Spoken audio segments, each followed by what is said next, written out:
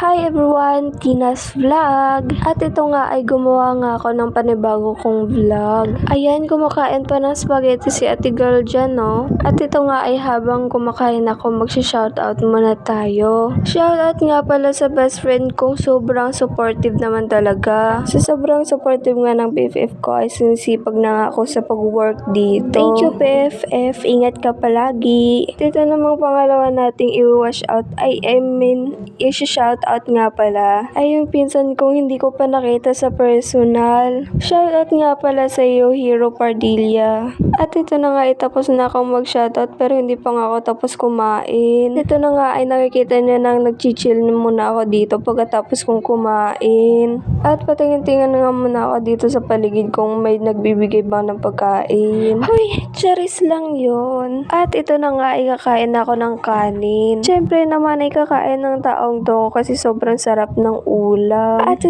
sobrang gutom ng taong to ay napasubo na lang talaga siya. Hoy, ingat-ingat ka, baka mabilaokan ka. Charis!